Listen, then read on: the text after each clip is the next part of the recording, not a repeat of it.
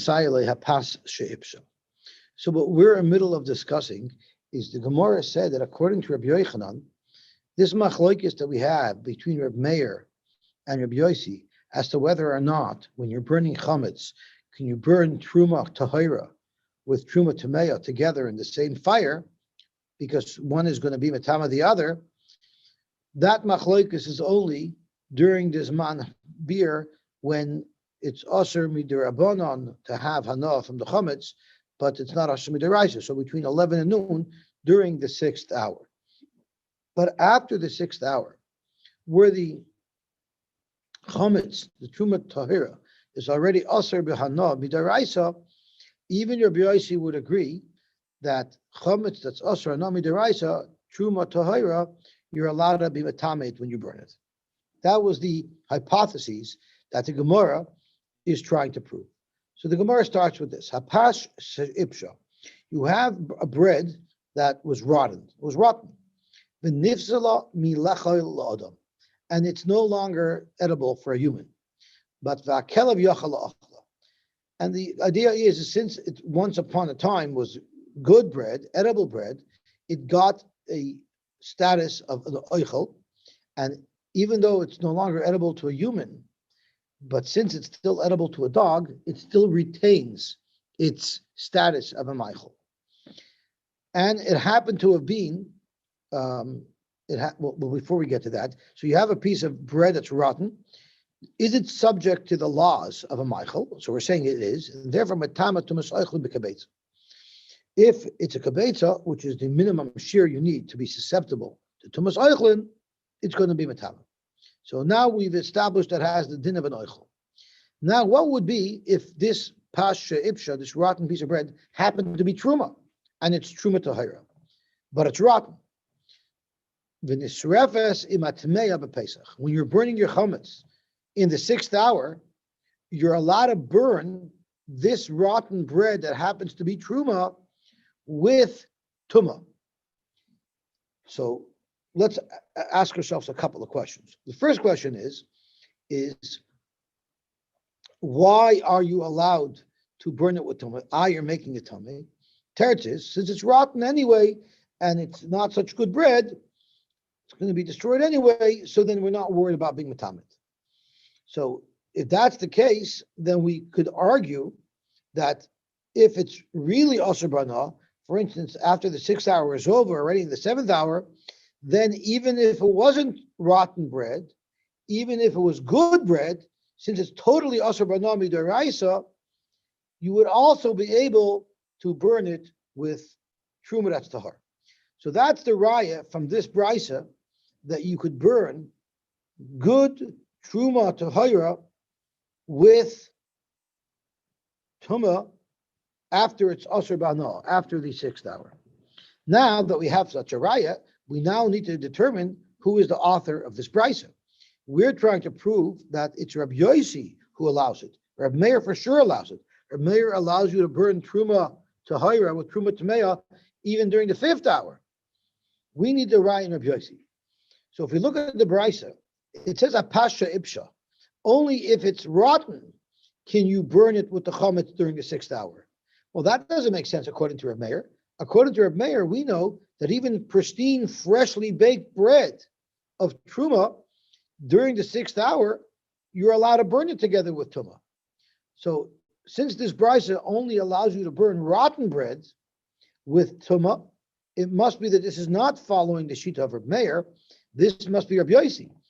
And even though Rabbi Yosy doesn't allow you to burn good bread, that's truma with tuma during the 6th hour, but if that bread is rotten and it's further degraded truma, then Rabbi Yosy would allow you to burn that bread together with truma, together with tuma.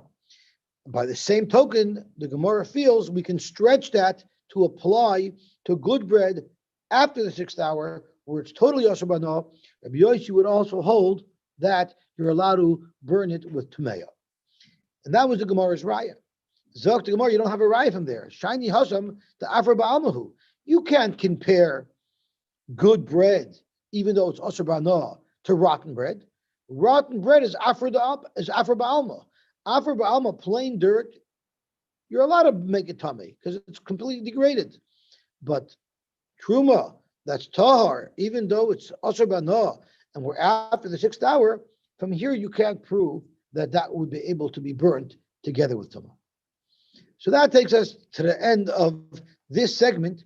We try to prove, Rabbi Asi said that Rabbi Yochanan learns Pshat in our Mishnah and in Rabbi Yosy, that Rabbi Yosy would allow you to burn Truma Tahira with Tameya after the 6th hour when it's Asr Banal. We tried to prove it. We had 2 attempts at proving it, and they were unsuccessful. So that doesn't change the fact that that's how Rabbi Yochanan learned Pshat and Rabbi Yosy. We just don't have an independent Brisa or Mishnah verifying that. Fact Gemara. The way we were flowing now, Rabbi Yochanan was learning that Rabbi Meir in our Mishnah, who came up with this chiddush that you're allowed to burn Truma Tahira or Truma Tameya, where did he get it from? According to the way Rabbi Yochanan is learning at this point, he got it from the first case of the Mishnah, to Rabbi Chanina's Kana Kayhanim. And he learned that the Shlishi Latuma, the Mita of Shlishi Latuma, is only Tameh Midirabanan. When you put it together with a Risha and a Tuma, it's going to become a Sheni, it's going to become a Deraisa. And you're still allowed to do it. So that's similar to our Chametz during the 6th hour, which is Asam Midirabanan. Since it's Asam Midirabanan, you should be allowed to burn it with Tameya. So that seems to be a very good raya. Yet, what did Rabbi Yosy respond to Rabbi Meir in our Mishnah? He said, what are you talking about, Rabbi Meir? Even Rabbi Yeshua and Rabbi Lazar agree that you're not allowed to burn Truma Tameya together with Truma Tahira. What in the world does Rabbi Eliezer and Rabbi Yeshua have to do with this? Me, Rabbi Meir, I'm bringing a raya from Rabbi Chanina's Kana Kayhanim and from his testimony about how they operated in the Beis HaMikdash, and you're quoting some other Mandamar. I'm not talking according to him. My shita is in this Mishnah, and I'm bringing a raya from a minig that occurred in the Beis HaMikdash that Rabbi Chanina's Kana Kayhanim testified to. So the Gemara Shkash, Ihachi my moida. What is Rabbi Yosy responding and arguing with Rabbi Meir by saying that even Rabbi Yeshua is moida that you cannot burn Truma Tahira with Truma Tameya?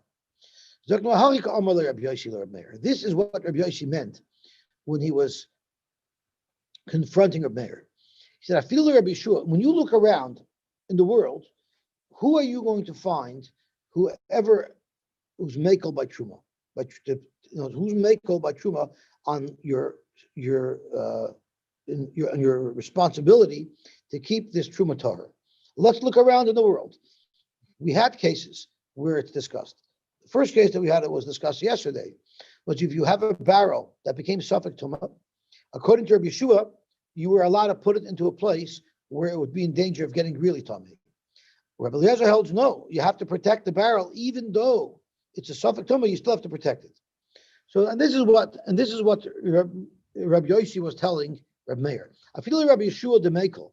Even if you look around through Shas to find somebody who might agree with you and would allow you to be Mitama Truma Tahira, the only person you might find out and about there is Rabbi Yeshua, the Mekel, who's Mekel. But when is he Mekel? He Mekel b'tluya Tameya. He says if you have a barrel of wine that's Truma, that's a Suffolk Tuma, there he says you don't have to watch it. You can allow it to become Tamei.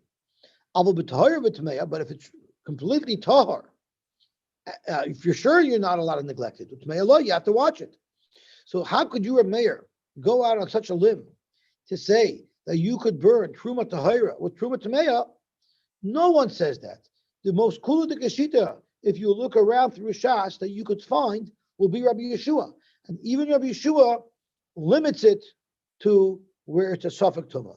But a Vadei Tar, you don't find anywhere that you'd be able to make it Tameh. So that's how we explain why Rabbi Yosy brings up a Shaila of Rabbi Yeshua and Rabbi Elazar from totally left field when our Rai is from Rabbi Chanina's Kana Kayhanim. So then let's analyze the next line that Rabbi Yosy said. When Rabbi Yosy responded to Rabbi Meir, he said, "Eina min amida." It's not a good raya. Referring to the raya from a Chaninas Kanakayanim. Why would Rabbi Yosy say that Meir's raya is not a good raya? It's a very good raya. Think about it. In the Mishnah, you had a shlishi that was only tamim midrabanan. So from a deraisa perspective, it's tahar, and you're putting it together with a rishon, which is the deraisa. So you're going to make this shlishi midrabanan into a sheni midaraisa. That's very similar to our case, where we have chometz, it's also midarabanan, and you're going to make it vadei tamei. So why would Rabbi Yosy say any minamida? It's actually a very good raya.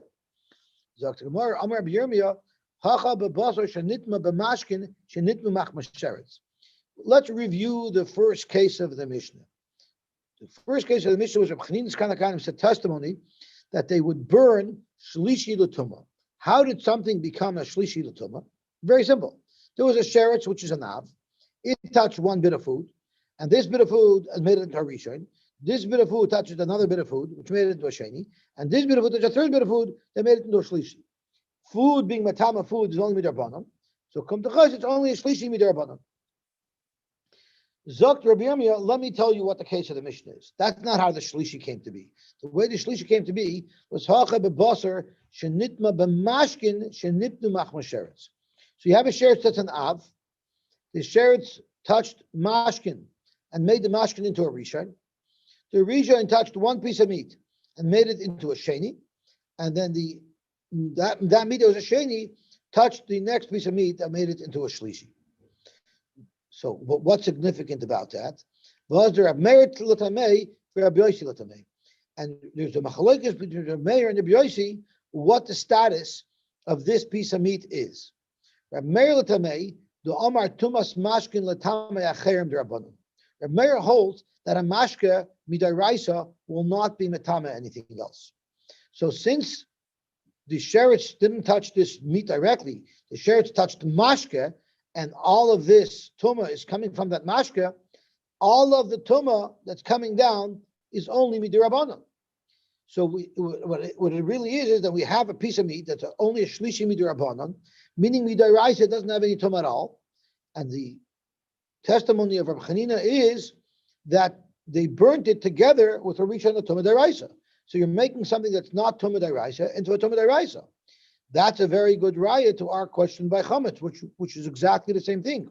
You have truma tahira that's also midrabanan during the 6th hour, and we're allowing you to burn it together with truma tameya. It's a very good raya. But Rabbi Yosy Tamei, he looks at the same case, but he comes out with a different rule because he holds the Amar Tumas Mashkin Latama Achem Dairaisa. He holds, in fact, that it's Dairaisa. So now this Shlishi Latuma that you have here is a Tuma Dairaisa. If it's a Tuma Dairaisa, then just because you could burn the Shlishi Dairaisa with a Rishon Dairaisa, you don't know from there that you can burn completely good Truma with Tameh.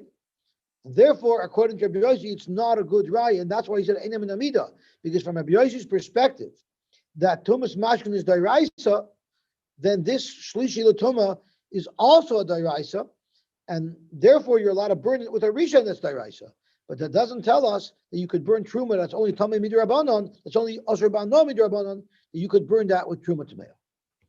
Okay, so now that we finished this sugya in understanding how to understand the halacha of Rabbi Meir, where he knows it from, that you're allowed to bring Truma, you're allowed to burn Truma Torah with Tamei, we opened up a whole new side issue, and that is, can Mashkin make something Tamei Midaraisa D'Rabbanan?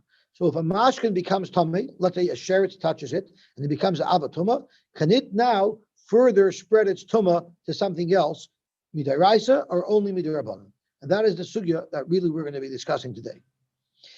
The Tanya we learned. Safek mashkin,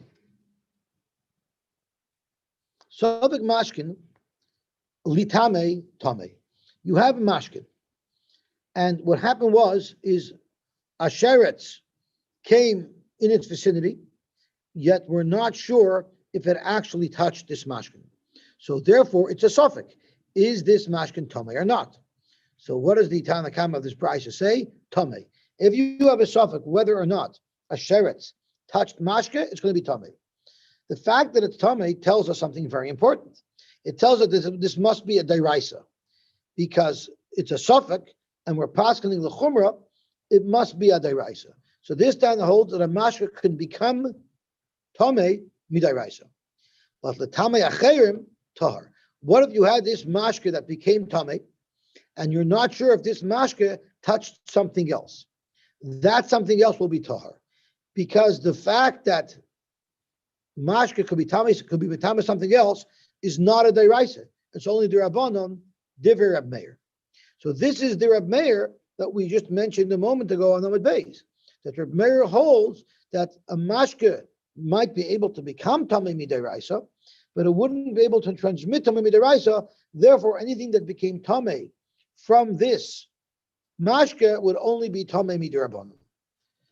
So this is the first sheet of Rab Meir. V'chein hayer Rab Elazar kidvarav. Rab Elazar and Rab Meir seem to agree that mashkin could become tamei midaraisa, but it could not transmit tamei midaraisa. Rabbi Yehuda Aimer, there's a three-way machlokes. Rabbi Yehuda Aimer lakoil tamei. Not only could a mashka accept tamei midaraisa, it could also transmit tamei midaraisa. What does the machlokes depend on? It's all totally in how you read a pasuk. And let's read this pasuk. It's talking about a sheretz that was in the klicheres and made the klicheres tamei.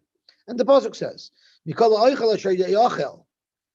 Any food asher yavel of mayim yitma. So if there's any food in that klicheres that has a sheretz in it, it's going to be tamei.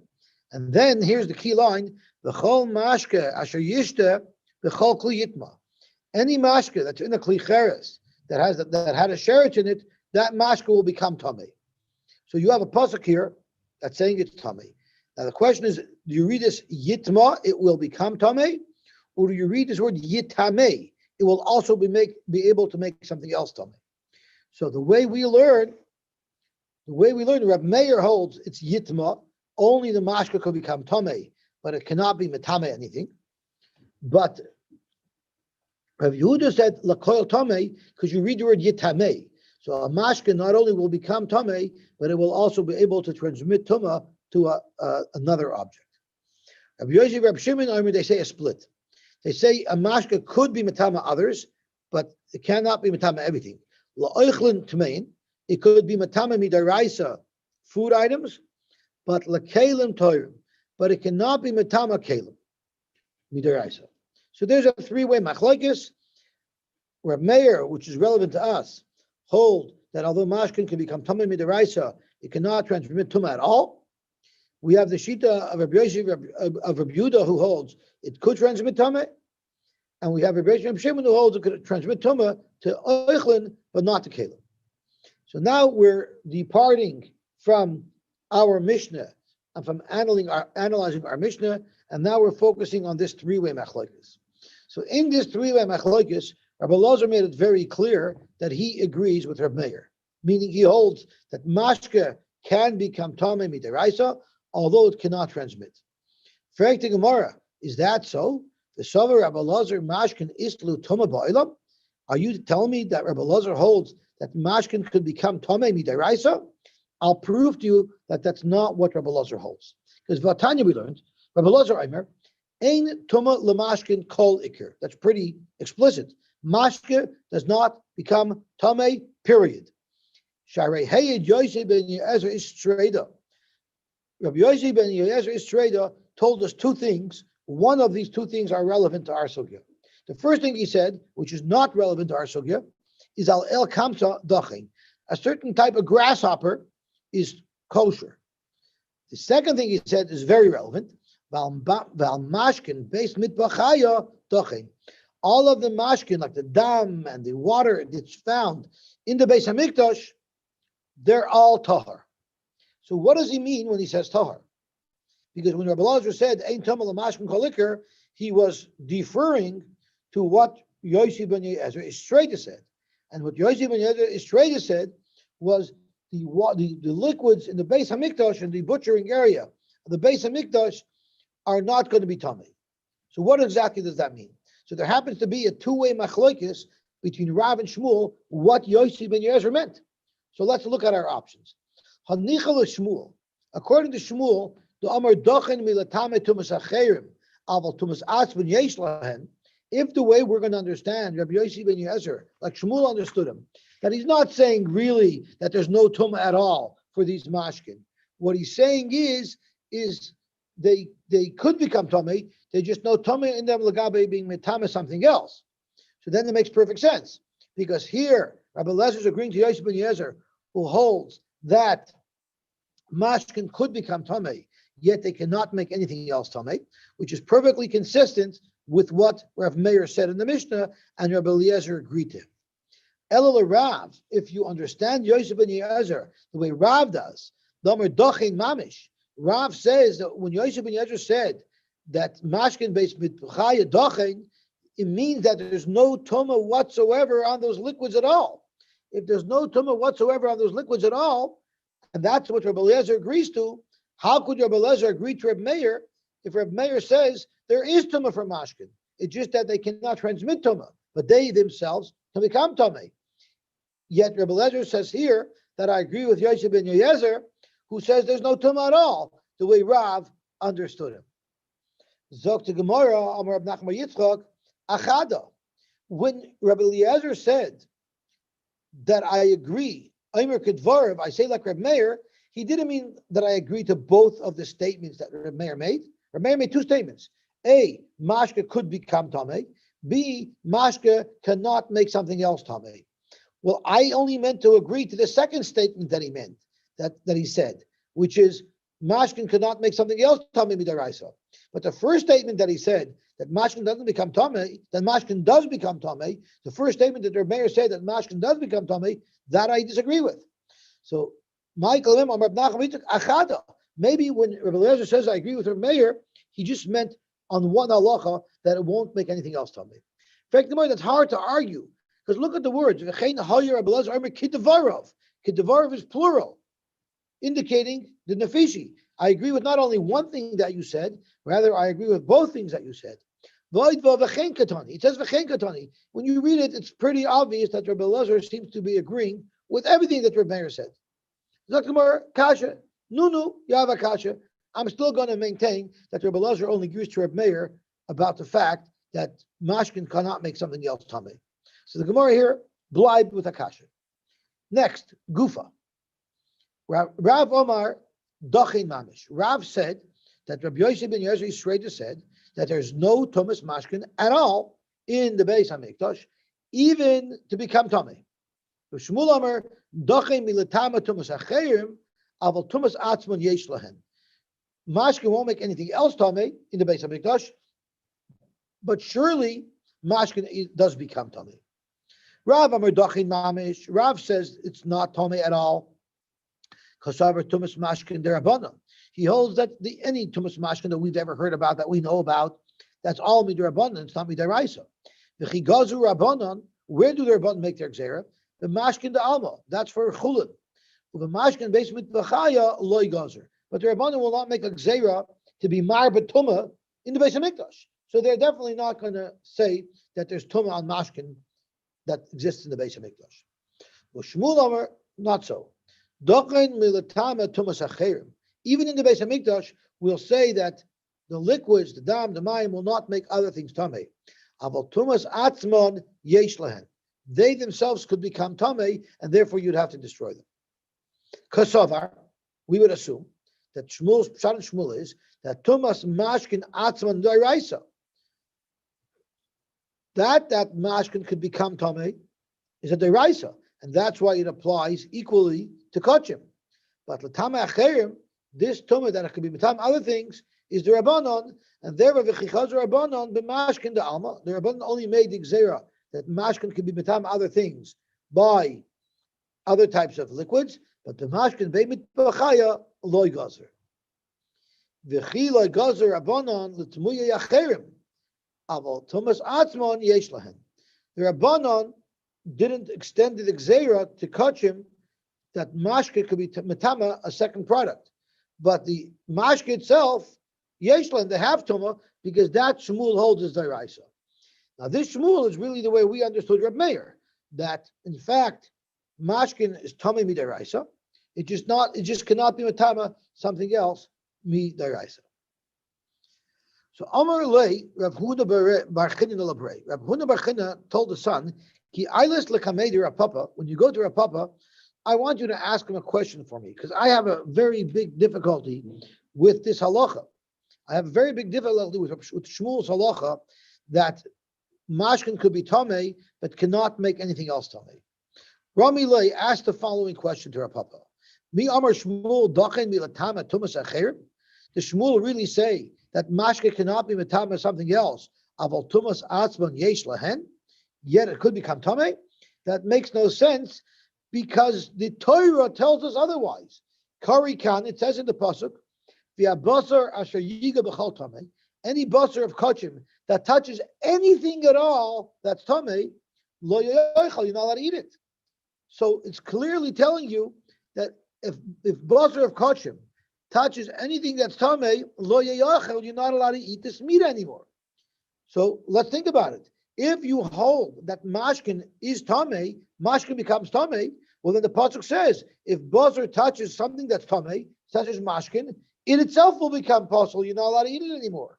So you clearly see from the pasuk that anything that has any type of tuma will obviously be able to make kachim tamei. I don't see that. I don't see that because kachim is meat, and it's going to make the liquid tamei deraisa. The liquid was tamei. The kachim was tahar. We're talking about kachim that's tahar. You have kachim. You have a piece of a meat from a korban shlomim that's tahar, and you have some water here, some blood here that's tamei. That a sheretz touched, became tamei, and this meat touched that water or touched that blood. The pasuk says if it touches that blood, it's making it tamei. It says you shouldn't eat it, right? So obviously it's infecting something else. Okay, very good. So Amar Abshisha, Bared Ravidi, not a kasha. Look, Midi Dahava Ravi B'Kodesh. Everybody agrees that the end of the line for Kodesh is Ravi, but itself is Tamei. So what if I had a piece of meat that was Ravi L'Tuma at the end of the line? If another piece of meat touched it, that other piece of meat would be completely tar, and you'd be able to eat it. How are you going to understand the pasuk? Here you have a Ravi, it's Tamei, yet basar that touches it, you could eat. Zok the Gemara, what's the raya from there? Maskul or Rabashi, you can't ask me from there. Ravi b'kodesh lo yikra tamei. Right? We said that Ravi b'kodesh is not called tamei, it's called posel, because it's only called tamei if it can make something else tamei. But if it only itself is tamei, but it can't make anything else tamei, we call it posel. So therefore, it's not about Basar b'chal tamei, because the Ravi is not tamei, it's posel. But high ikri tamei. But mashke that became tamei, it could be a rishon, it could be a sheni, that is called tuma. So how could you say that if basar touches it, it won't be tamei when the pasuk says it will be tamei? You have a kasha, but I still say this is not referring to mashke. So Shlomi Feintuch asked me a very good question. A whole masechta we never had kasha the Gemara just bleib shver without answering. Here on this moment we had it twice. What pshat? Shlomi Feintuch very simple. These Gemaras are very, very difficult to understand, and some of them we don't understand. The Gemara is trying to tell us, don't worry, we don't either. Well, it's all fair. Zok the hele Gemara weiter. Tashema. V'chol mashke asher yishte v'chol kli yitma. So let's read the pasuk inside. We were already discussing this pasuk. So this is talking about a kli cheres that a sheretz fell into, which now makes the kli cheres into a rishon latoma. Then Zok the pasuk. If there's any food that falls into this keli, that's a rishon, the food will become a sheni. That's food. And then the pasuk goes on, v'chol mashke asher yishte v'chol kli yitma. And any mashke that falls into this kli cheres will also become tamei. So isn't this a pasuk that actually says quite explicitly, black and white, that mashke could become tamei in the kli cheres? So how are you, Rav, who holds that there is no tuma at all to a mashke? How are you going to understand this pasuk? So mashke v'lo Rabashi. I'm sorry, not that. Tashma v'chol mashke asher yishte b'chol kli yitma. So how could you, Rav, say in Rabbi Yosy ben Yosef's trader that he holds that there's absolutely no Tuma on Mashka? Clearly, the pasuk says that Mashka becomes Tamei. So tomorrow, my Yitma, how are we going to explain the Yitma that it says in that pasuk? It doesn't mean Tamei. What it means is Hichsher. If it goes on an oichel, the oichel becomes Hichsher. We know there's a halacha that any oichel, in order for it to become Tamei, it has to get wet. And it has to get wet in such a way where you wanted it to be wet. Where do you know that from? So our pasuk is telling us that's what this pasuk is telling you. When it says v'chol mashke asher yishasa v'chol kli yitma, that's telling you that it's not talking about itself, that the mashke itself is becoming tamei. No, because the mashke cannot become tamei. It's just saying that in order for the Michael mentioned earlier in the pasuk to be tamei, it has to come in contact with water. But look at the pasuk; it doesn't make sense because it says mikol oichel asher yoichel asher yoichel asher yavi olav mayim yitma. So the pasuk already earlier talks about the fact that in order for an oichel to become tamei, it has to get wet first, and it has to be huksher. So how could you say that's what the pasuk means in the end of the pasuk? V'chol mashka asher yishte v'chol kli yitma. That can't be referring to being machshir and oichel because it says it beferish in the pasuk earlier. Asher yavi olav mayim. It already says that you need the water to be machshir. Zok the Gemara. So the Gemara. Let's start from the beginning of this shaila.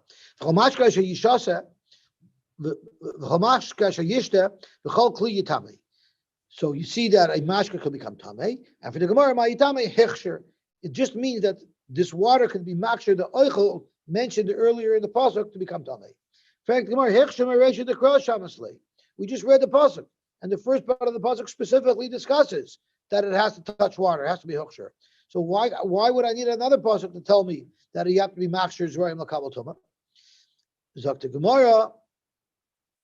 I'm sorry, the Gemara is still part of the kasha. And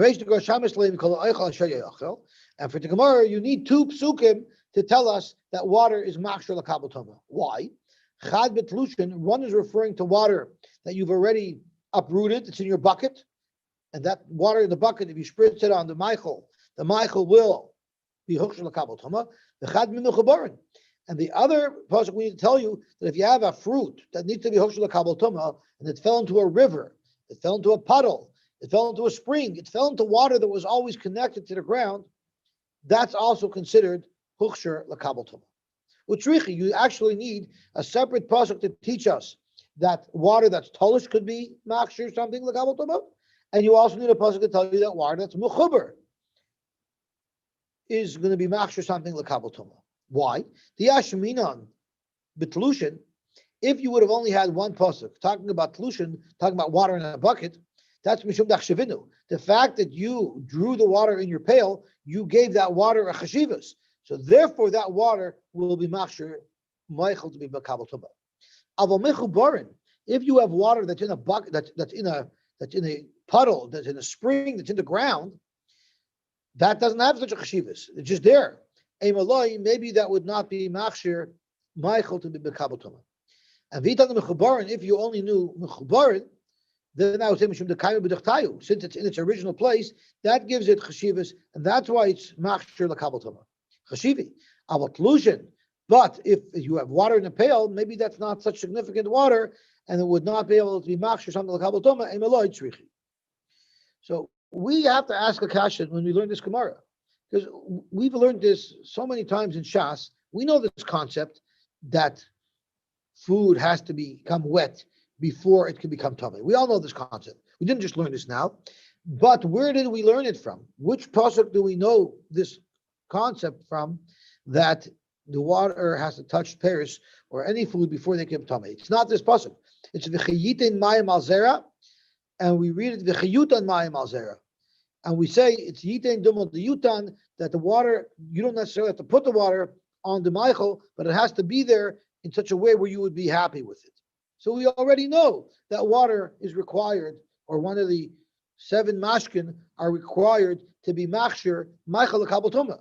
So why is this Gemara now bringing a whole set of psukim again to teach us the same halacha? Then that's Tosfos' kasha. And Tosfos answers us that the pasuk of V'chiyutan is referring to tumas meis, and it's telling you that by tumas meis, in order for any food to get upon itself, tumas meis, anywhere in the cycle, if it's a avatuma, a rishon tuma, actually food cannot become anything more than rishon. Rishon, sheni, shlishi. In order for food to get tummy from a mace, it had to have gotten wet first. That's what we know from chiyuta. But we're here talking about a tumah of a different track. We're talking about tumah that comes from a sheretz. How do you know that tumah that comes from a sheretz, Michael also needs to be huksher? That we learn from these psukim. That even if it's a tumah sheretz, you need hechsher l'kabel tumah, and you need it to come in contact with water. And here we know both plushin and mechabarin.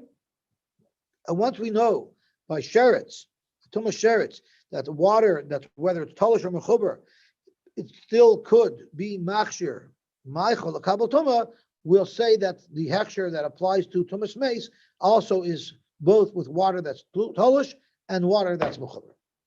So we've just dodged a bullet. Rav said that there's no tumas mashkin at all. We tried to ask some kashas on Rav, and Rav was able to dodge the bullet. Tashma, so we're going to ask another kash on Rav, which seems to indicate that mashke could become tummy, because it says ach ma'ayin ubar mikveh mayim yetar. The Torah is telling us that if you have water that's mechubar lekarka, a ma'ayin is a well, a bar is just a pit of water, mikveh mayim is a pool. They're all tar, they're mechubar lekarka. So we could deduce from there that these are not tamei because they're mechubar lekarka. But if I had water that I took away from the karka, I took it out in the pail, that would be tamei. So you seem to have a deek from this pasuk that tumas mashkin is daraisa. So how could Rav interpret Rabbi Yosy ben Yezer's Torah that water does not become tamei at all? So tomorrow you're misunderstanding the pasuk. This pasuk is not talking about water becoming tamei. This is talking about water that you could toivel kalim or yourself in to become tar. Ma tar mitumasai. What it means is ma'ayin ubar mikvam yatar means if you toivel, if a person toivels or keli toivels in a ma'ayin or a bar or mikvah mayim, he will become tar. But if you toivel in a bathtub, in a bucket, in a barrel that's not mechubar l'karka, you won't be tar. But as far as mashkin being mekabel tumah, you don't see anything from this pasuk, and I maintain that mashkin is not makabel tumah at all, midairaisa. So now, Dr. Gemara, we're going to go off on another tangent. We just said that any type of water, whether it's mechubar or talish, it will be machshir Michael l'kabel tumah. So I have an apple, it never ever got wet. No matter what it touches, it won't become tamei. But if it touches water, now if something tamei touches this apple will be tamei. Fragt Gemara utlushin mi machshirin. Are you actually telling me that water that's not connected to the ground, if it touches food, it will be machshirit to be makabel tumah? Amar Rabbi Yosy bar Chanina. Now we're talking about liquids that are in the Beis Hamikdash. We're talking about liquids that are in the Beis Hamikdash. This whole thing was discussing in the Beis Hamikdash. Rabbi Yosy ben Yezer was talking about in the Beis Hamikdash. So in the Beis Hamikdash, we're saying it doesn't become tamei at all, but it could be machshir. In fact, are you saying that pollution could be machshir? Amar Rabbi Yosy bar Chanina, mashkin beis mitbachaya, the liquids that are in the butchering area of the Beis Hamikdash, which would be dam, blood, and water. Loi dayin shein dachan. Not only are they not tamei, like we learned, Rabbi Yosy said, ela she'ein machshirin. They won't even be able to be machshir anything else l'kabel tumah. So that's very schwer, because we've been saying until now that even though the water is not tamei, but it could be machshir other things l'kabel tumah. Zakta Gemara, Tirgema al dam. When Rabbi Yosy bar Chanina said that the liquids in the Beis Mitbachaya are not machshir anything l'kabel tumah, it wasn't talking about any types of liquids. It was only referring to dam. The dam that you spritz on the mizbeach, that you're makabel from the neck of a carbon. How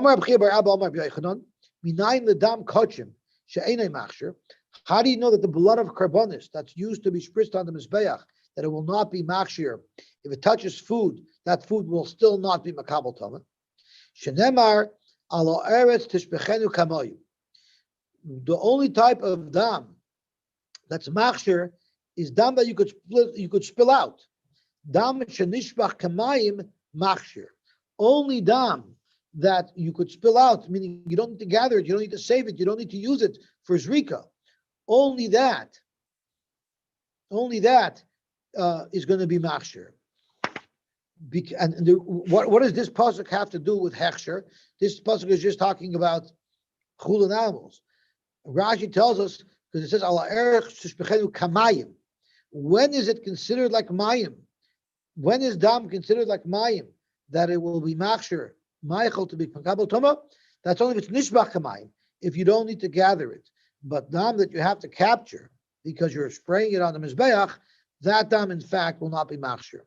Therefore, when it says in the brisa, when the Yosy Bechanina said that they're not machshir, he was referring to dam, the dam azrika.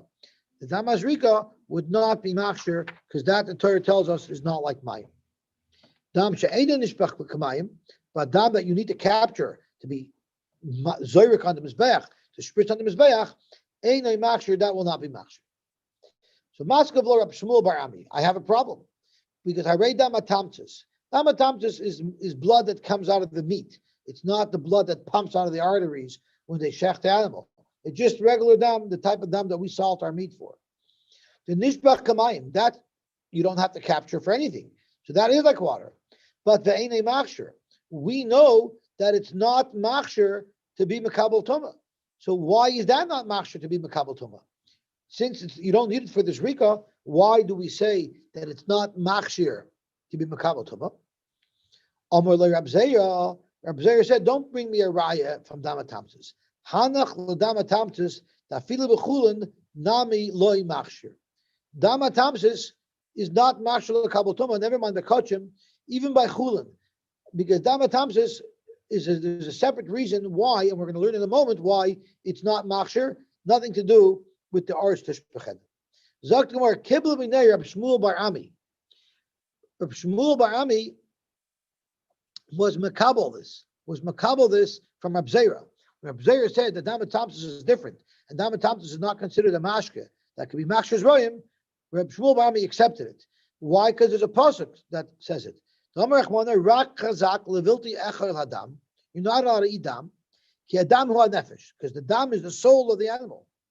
And we dash in the pasuk, dam shanefesh yoytzaboy, dam that when it leaves the animal, it's taking the life of the animal with it.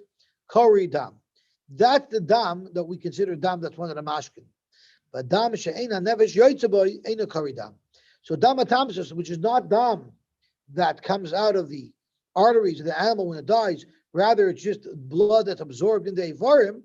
That's not called dam, so that's not one of the shiva mashkin. So damatamtus is completely different. It's not one of the shiva mashkin at all. It's like orange juice. Orange juice is not one of the shiva mashkin that are matama. Neither is dam, hatamsus, and that's why it cannot be machshir. So just to take some inventory, dam, real blood, is machshir if it's not required.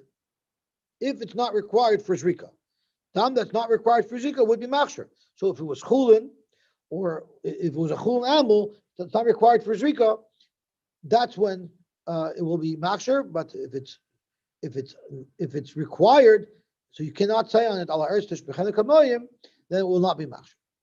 Tashma, we're still going at it. Dam shenitma, dam became tamei.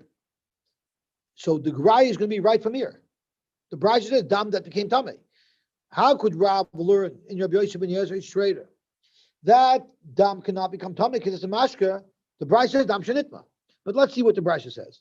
Dam shenitma, dam that became tamei. The zarkai, v'shoygik, kurtza.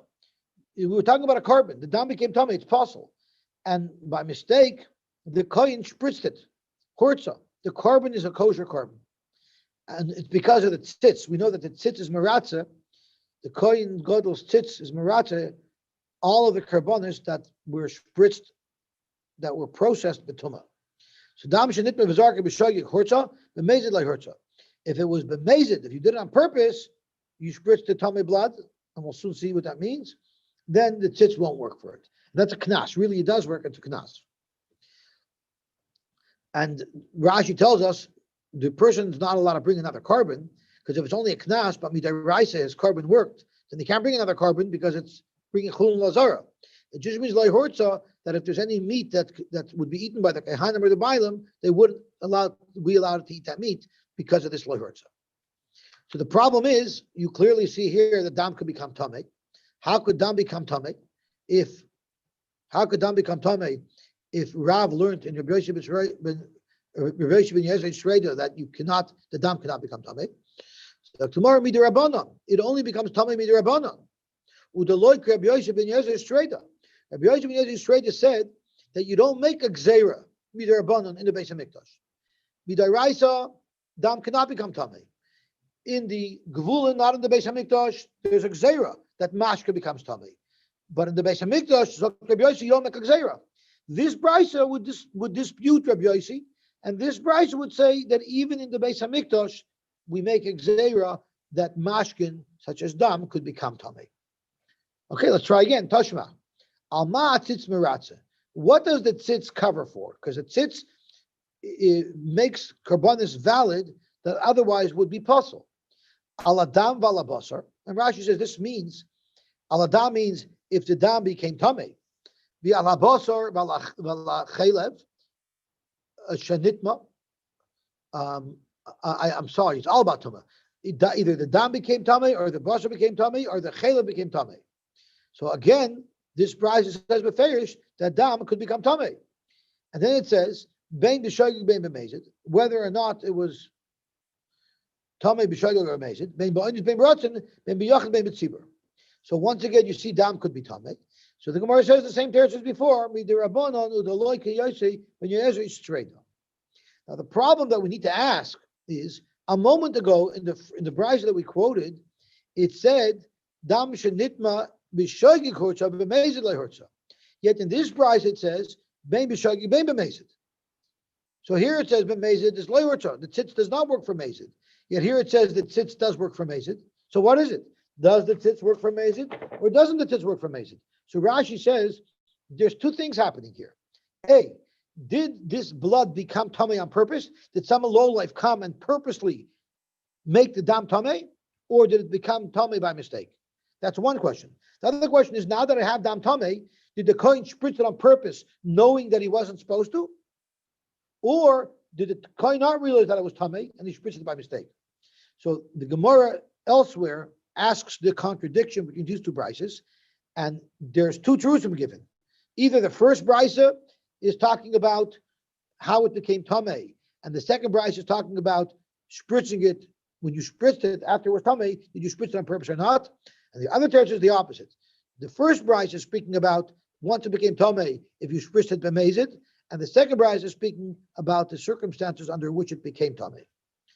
Zok the Gemara weiter.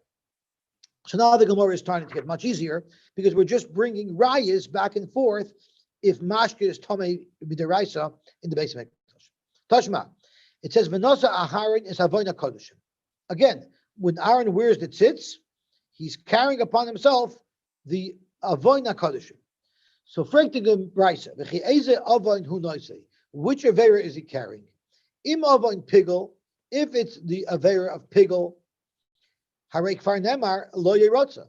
So if it's talking about pigel, and Rashi says this pigel means chutz limkoimoi. When the kohen shechted it, he had in mind that he was going to eat it not in the right place. Not only during the shechita, during any one of the vital avodas. If the kavana of the kohen when he did that avodah was to eat the meat not in the right place, that's pigel. So it can't be that the tzitz is going to make pigel good. Because the Torah says regarding pigel, lo yerotza, it will not work, period. Im avoy noisar, if it's referring to noisar, and Rashi says this doesn't literally mean noisar, it means also pigel, but the pigel was a machshava of chutz lizmanoi. Instead of thinking that I'm going to eat it at the wrong place, he said I'm going to eat it even after the time expires. So on that it says harei kfar nemar lo yichoshev. So the tzitz cannot help to solve pigel. The only avera that it would be logical to argue that the tzitz takes care of is if the carbon became tamei. Why? Why is tamei any different than pigel? Dr. Gemara, shahudra michlala b'tzibur. Tuma has a built-in leniency. When everybody, by a carbon sibur, when you don't have access to anything tahar, you're allowed to make a carbon that's tamei. Right? That's the famous kasha regarding Chanukah. Since Tuma hutra b'tzibur, since the menorah is a communal carbon, and everybody became tamei, they would have easily been allowed to use oil that was tamei. So you see, when it comes to hilchos Tuma, there's a leniency. Because of that leniency, it's justified, it's logical to say that the tzit is maratza on that lenient type of problem when it becomes tamei. My love, tuma's dam. What type of tuma are we referring to? It must be. So what became tuma? Why did you say the dam became tamei? And oibazah, you have a riot that a mashkin can become tamei once again, which is contradictory to what Rav said. Amar Papa Loy, tumas kamotzim. We're not talking about the dam. We could be talking about the kaimets. For instance, in a mincha, you separate a little bit of the flour. That's not a liquid, that's flour. And that is what we're talking about becomes tamei midaraisa. Or alternatively, Rashi says, it could be referring to the meat of the carbon. Tashma. Hein yisa ish basar kodesh. This was a fascinating story. In Chagai, when the Yidden came back to the Beis HaMikdash that the Yovish built, before Chagai Navi was able to allow the Kohanim to work in the Beis HaMikdash, he had to test them to make sure that they were fluent in Hilchos Tumah V'Tahira, because if not, they would create a huge problem in the Beis HaMikdash. So he asked as follows: "What hein yisa ish basar kodesh b'knaf bigdai?" If you had a sheretz, basar kodesh is sometimes used to describe a sheretz, believe it or not. So if someone had a sheretz on his beged, Masin Saginahar. I guess so. If you had a sheretz, or maybe kodesh means you separate yourself from it. So a sheretz is something that people might separate themselves from. So if a guy had a sheretz on his beged, and the bread touched the sheretz.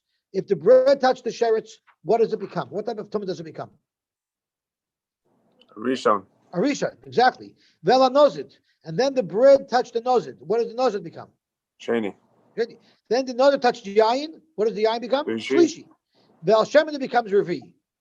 Ve'al kol maichel, Rashi explains this means either to shemen or to kol maichel, which again would make it a revi. Hayikdash, will it become tamei? In other words, will it become revi l'tumah? The yanu kohanim v'yoyimru loy. They said it wouldn't become tamei. Now we'll get to understanding this pasuk later. But what is it talking about in the Beis HaMikdash? Yain and shemen. Those are mashkin. So you have a pasuk that the Navi is clearly saying that yain and shemen becomes tamei. So you see, mashkin becomes tamei in the Beis HaMikdash. So how could Rav argue that Rabbi Yosy ben Yezer is straight that holds that there's no tamei in the Beis HaMikdash? The pasuk, the Navi, said that there's tamei in the Beis HaMikdash. Maybe it's Hotra B'Tzibur. It's not considered Hotra B'Tzibur? We're discussing, he gave him a feher. Is it tamei? You're discussing, once it's tamei, can we use it or not? That's a whole different question. Okay. He's just asking them, he's actually feharing them, you learned the last three blad and daf yomi, let's see how well you know it. And he started asking them this question, right? Would it become tamei? They said no, which means they made a mistake, because it is a reveal tamei. But whatever the case is, you see, yain and shemen could become tamei. Well, Amar Rav, and Rav said, ishtabish kahani. The kahanim actually flunked the test. So zok to Gemara, midi hu taime el Rav. This whole problem is according to Rav, because Rav is the only one who said that Rabbi Yosy ben Yezer straight holds that there's no tumas mashkin at all in the Beis HaMikdash. Well, guess what? Rav mashki beis mitbachaya tani, aval mashki beis mitbachaya mitame. When Rav said that there's no tumas mashkin, he was talking about Yosy ben Yezer. What was he talking about there? Beis mitbachaya, the liquids from the butcher shop. The liquids from the butcher shop are water and blood. Wine and oil, they're from the kitchen. Those types of liquids Rav wasn't referring to. And indeed, Rav would be moida that even Rabbi Yosy ben Yezer Shreda holds that the liquids in the kitchen, like yayin and shemen avada, become tamei tumas mashkin. It's only udam and mayim that don't. So that answers that question. And now, I don't know if the other wants to go by to or not. We can save it for tomorrow. Now, this discusses the exam that Rav holds the Kohanim flunked. Shmuel actually held they didn't flunk. We'll leave it for tomorrow. It's a cute little Gemara as to whether or not they flunked. But whatever the case is, I will tell you that there were 2 questions on the exam. And even according to Rav, they got 1 question right, which teaches us that in those days, a grade of 50% was not a passing grade. I think in Canada, a grade of 50% is a passing grade, right? So you see that the Beis HaMikdash had higher standards. A grade of 50% would not have been a passing grade. Okay, let's stop here, and Mitchell, we'll see you tomorrow. I think we got out of the depth of the difficulty.